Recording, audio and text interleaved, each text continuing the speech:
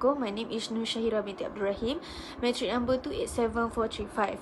Today, I want to explain about consumer preference toward fast food theory, perception of University Utara Malaysia students. So, let's get started. This research investigates fast food preferences among undergraduate students at University Utara Malaysia. Fast food intake is rising among youth and students despite health risks like obesity and diabetes. Understanding key factors influencing fast food choices of UUM students is important to promote healthy dietary habits. This study uses a survey to examine UUM undergraduates' frequency of fast food consumption, reasons for fast food preferences, and perception of health impacts. It analyzes how income, price satisfaction, and brand image affect their consumption pattern. The fast food industry has grown exponentially, driven by busy lifestyle and convenience. This study aims to provide insight into fast food motivations and patterns among Malaysian university students. Prior research shows unhealthy dietary habits like frequent fast food intake are common among students. As fast food outlets grow over 25% in Malaysia by 2026, understanding shifting youth preferences is critical. This empirical study will unravel factors influencing students' choices to enrich scholarship and guide industry alignment of business and health goals. This study uses a quantitative approach with a descriptive research design aligning with the goal of quantifying data. A survey questionnaire is the chosen data collection instrument to gather quantifiable data from a sample of UUM students. The questionnaire uses a 5-point Likert scale to measure attitudes and perceptions on factors influencing fast food preferences. Questions are standardized for all respondents and sequenced logically into sections on demographic profile and research variables.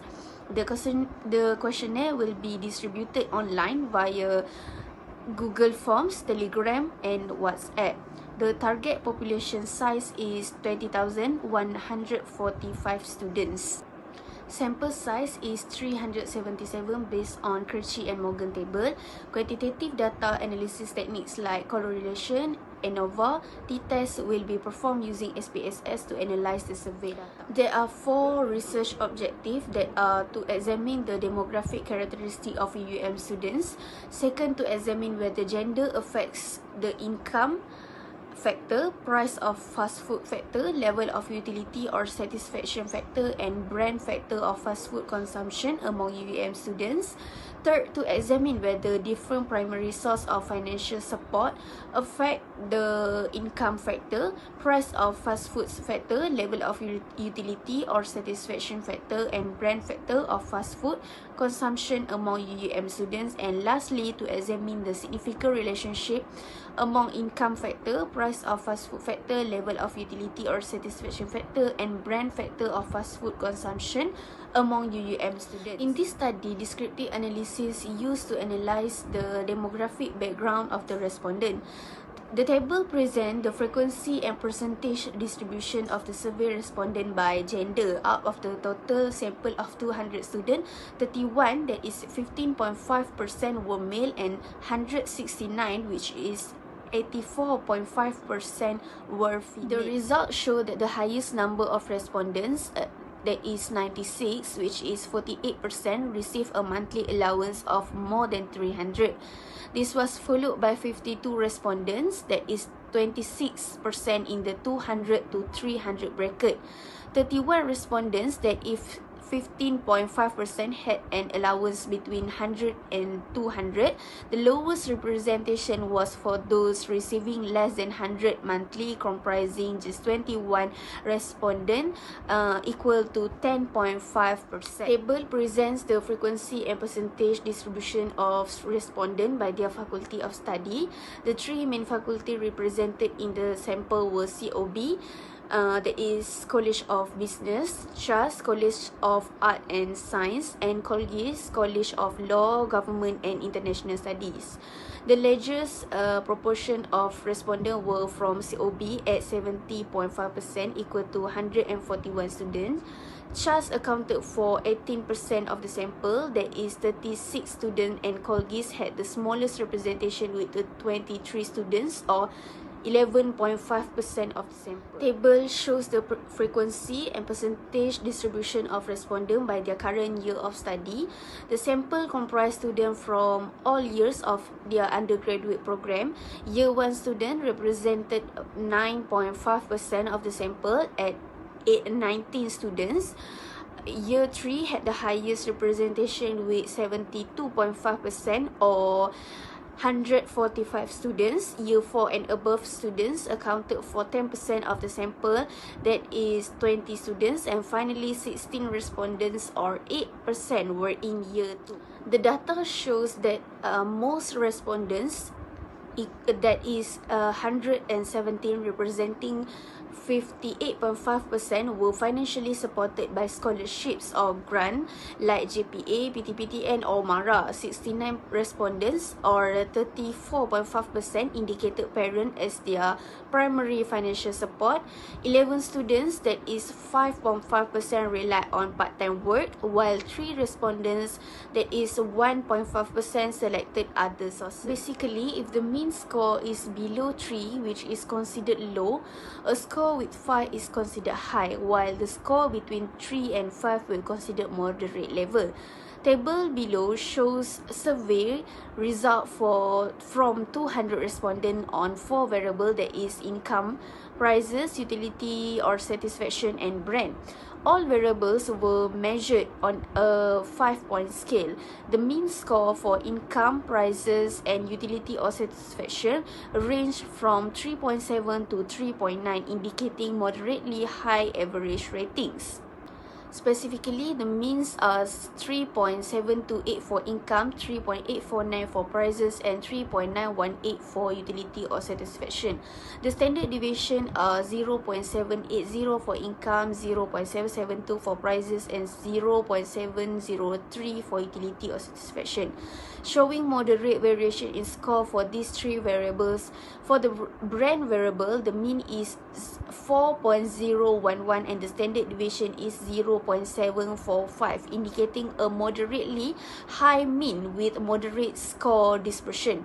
In summary, the average respondent ratings for all 4 variables are moderately positive, with brand having the highest mean. The standard deviation for all the variables demonstrate some moderate variation in the individual responses around the mean value. From the table, the male respondents score more than female respondent. The assumption on equal variance is assumed as indicated in Levin test when P is equal to 0.003. However, the results show no significant differences in income factor among genders when P more than 0.063. Hence, H null A is not rejected. For the second variable, that is price, the female respondent score more than male respondent. The assumption on equivariant is assumed as indicated in Levin test when P is equal to 0.005. However, the results showed no significant differences in price of fast food factor among genders since P more than 0.910. Hence, H null B is not rejected. For the third variable, that is level of satisfaction, the female respondent score more than male respondent. The assumption on equivariant is assumed as indicated in Levin test, P equal to less than 0.001. However, the results showed no significant differences in level of utility or satisfaction factor among genders at P more than 0.498. Hence, H null C is not rejected. For the fourth variable, that is brand, female respondent also scored more than male respondent. The assumption on equivariance is assumed as indicated in Levin test when P is equal to 0.029. However, the result showed no significant differences in brain factor among genders since P more than 0.301. Hence, H null D is also not rejected. The result shows that there is no significant difference between income, allowance, and primary source of financial support, with the p-value 0.341, which is more than the significant level of 0.05. Hence, the null hypothesis H null A, hypothesis of no significant difference of income allowance among primary source of financial support, should not be rejected.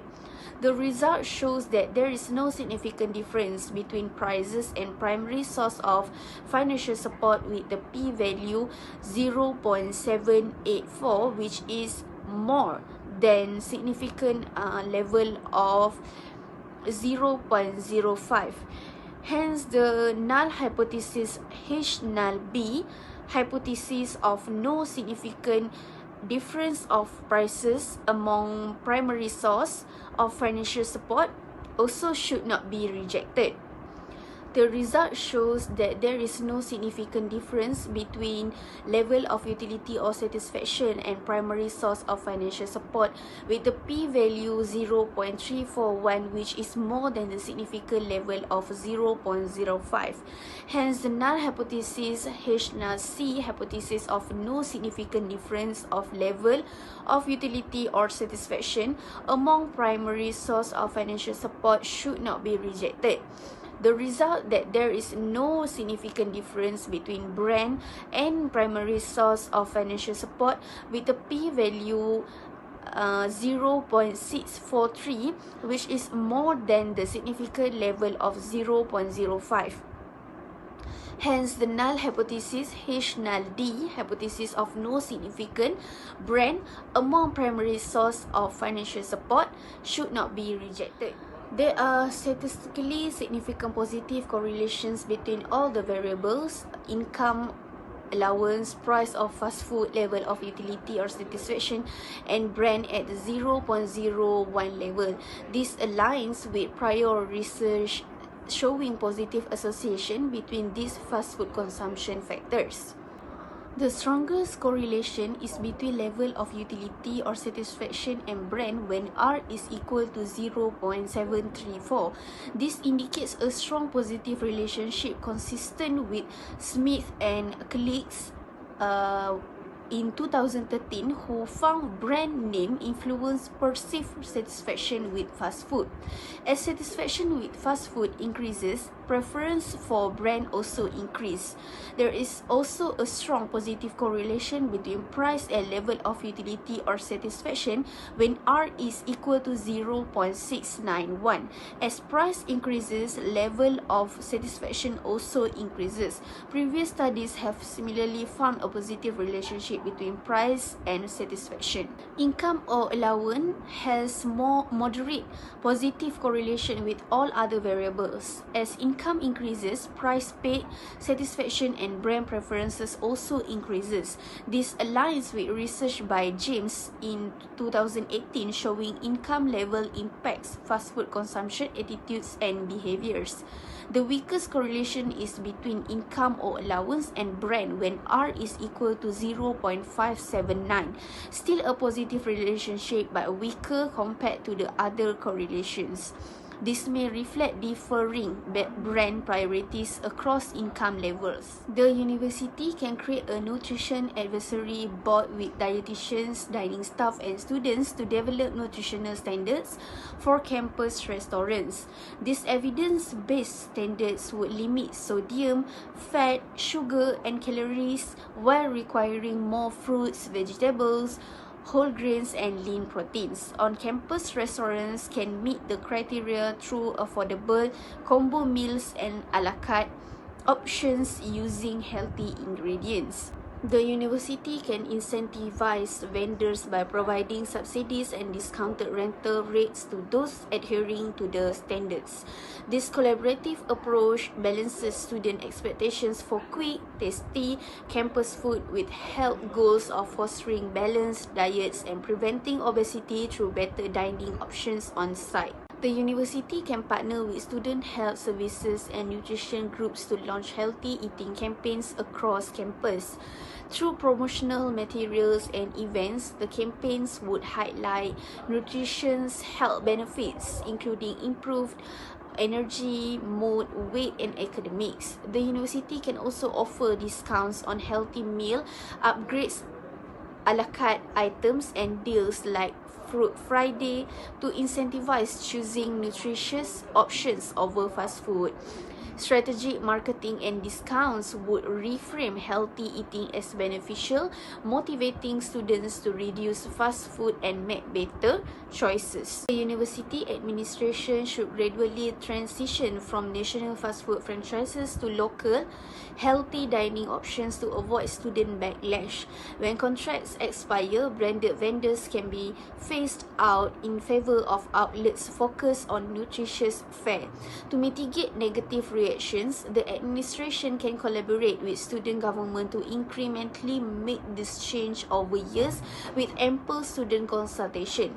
Surveys, focus group, and marketing campaigns can emphasize the benefits of healthy eating while easing the transition, minimizing student dissatisfaction. One area of improvement is using larger and more device samples.